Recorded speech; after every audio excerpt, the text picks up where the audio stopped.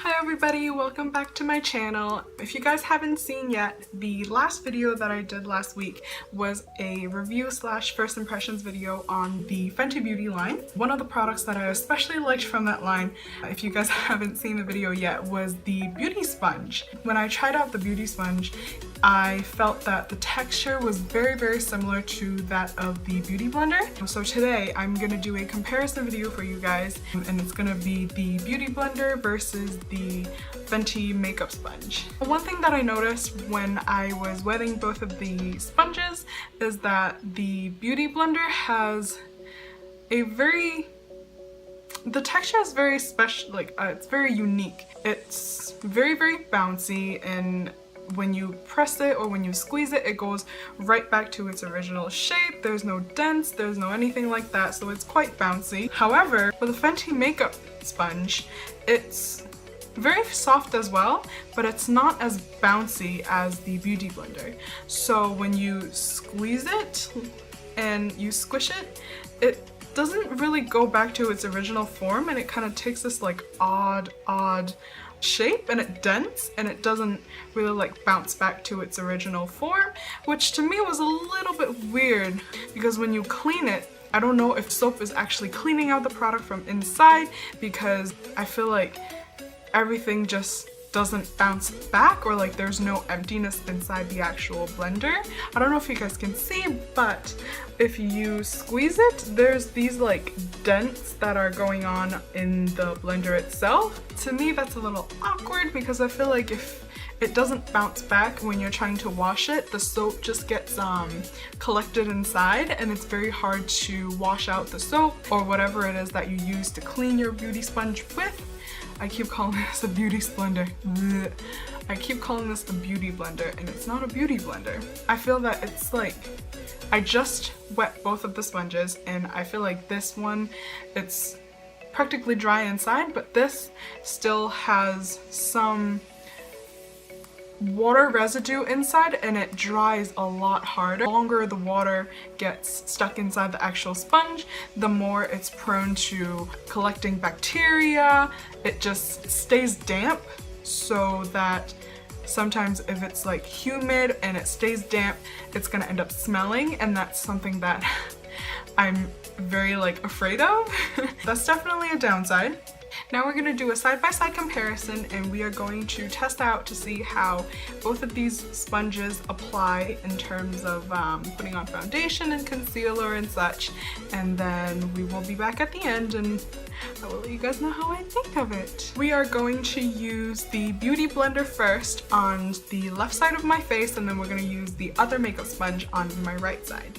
So to start off with, we're going to apply, I have my eye makeup done, but we are going to apply foundation. And the foundation that we're going to use today for this comparison is going to be the Makeup Forever Ultra HD foundation in shade Y325. And this is what it looks like in 325. So we're also going to test to see which sponge uses more product. So we're going to pump some foundation onto this velour box that I usually just put my lashes in. And we are going to see. I'm going to put 3 pumps in each side. And see if it's gonna, whoop, it's dripping. And we're going to see which sponge is going to use more product. It's 3 pumps on each side.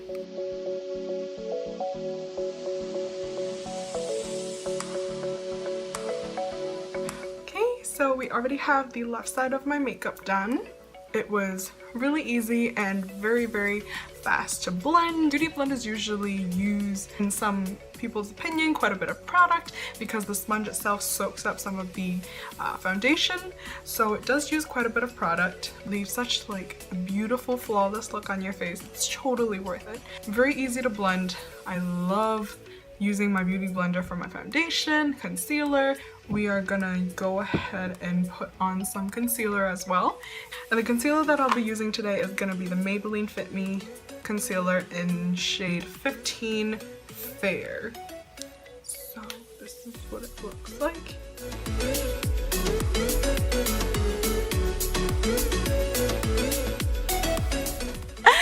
feels like I got a big thing of booger stuck in my nose.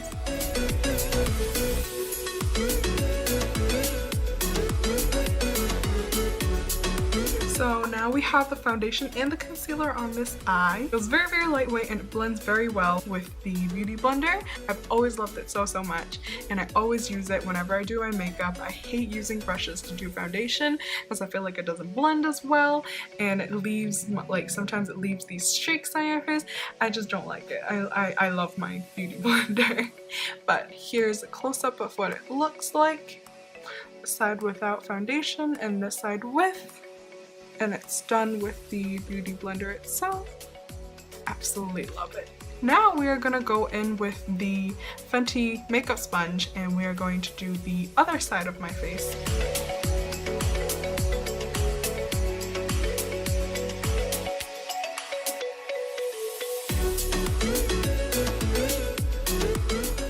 So that is done. We have foundation on this side, and here's what it looks like close up with a little bit of light. Now it goes on very easily as well, and it was very, very quick. The finish is very flawless and amazing as well, so I love it very much. And product usage wise, this is how much product I have left. So it's about the same. It's not choo different. Product usage wise, I would say it's very similar. The only thing I have to complain about is that when I am using the makeup sponge, it didn't absorb as much product, so it would leave a heavier layer of foundation on your face compared to the Beauty Blender that would soak up a little bit more product and gives you a more thinner layer in terms of product on your face, so it wouldn't feel heavy or cakey or anything like that. So that is the only difference that I've noticed. So we are going to go in and put some more concealer on the side of my eye. So do that. I love doing my triangles. So we're gonna go in and blend to see if it blends concealer as well as Beauty Blender.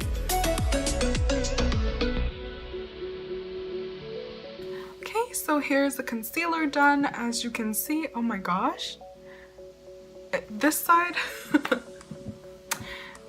it creased a lot more, so I guess it didn't soak up as much product as the Beauty Blender would, so it left a heavier and thicker layer on my skin, and therefore it would crease. And so this is what is happening on this eye. My eye bag looks so much more heavier than this side because it creased, and it made the eye bag line a lot deeper looking than it really is. And so now I look like I have puffy eyes on this side and not as bad on this side. What is this? Oh my god, what is this? I would definitely say that the winner today is the Beauty Blender, of course. The texture of the Beauty Blender is a little bit more bouncy, so it makes it a little bit easier to work with in terms of applying foundation and blending and everything like that. As you can see, I applied concealer with both of the sponges, this side with the Beauty Blender and this side with the Fenty Beauty sponge, and I'm pretty sure you guys can see the difference.